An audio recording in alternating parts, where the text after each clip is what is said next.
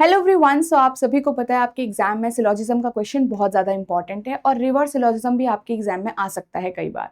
सो यहाँ पे अगर हमारे पास टू स्टेटमेंट्स गिवन हो, टू कंक्लूजन्स गिवन होंगे और उस पर बेस्ड ऐसे टाइप में आपके पास स्टेटमेंट्स गिवन होगी तो आप इसको इजीली कैसे सॉल्व कर सकते हो।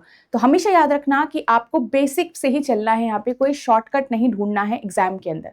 आपको ध्यान देना है कि हर एक स्टेटमेंट का आप ट्राई करो कि डायग्राम बनाओ और उसके हिसाब से इसको नॉर्मली सॉल्व करो, नॉर्मल सिलोजिज्म समझकर, ठीक है, ताकि आपका आंसर जो है वो एक्यूरेटली आए और कंफ्यूज भी आप यहाँ पे ना हो। ठीक है, स्टिल आपको 1 मिनट ज्यादा लगेगा बट स्टिल आपका जो आंसर होगा वो करेक्ट आएगा।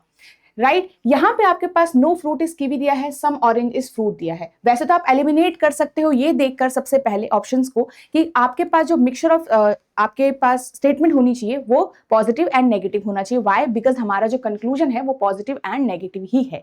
अगर पहले स्टेटमेंट में देखूं मैं पहले ऑप्शन के अंदर, तो papaya, few papaya is kiwi, no papaya is orange and all fruit is orange. तो अगर आपके पास यहाँ पे नो फ्रूट इज कीवी है तो फ्रूट और कीवी के बीच में ही आपको डायरेक्ट रिलेशन ही नहीं मिलेगा। अगर आप डायग्राम बनाओगे यहाँ पे तो आपको दिखेगा कि इन दोनों के बीच में कोई भी डायरेक्ट रिलेशन नहीं है।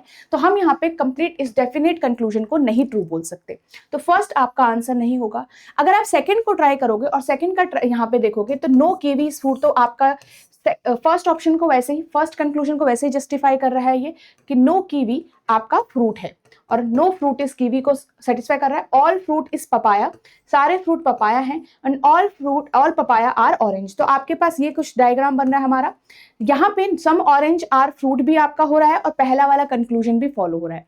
तो हमारे पास यहाँ पे सेकंड जो ऑप्शन है वो करेक्ट आ चुका है। तो बाकी अब आपको चेक करने की जरूरत नहीं है, second will be your answer.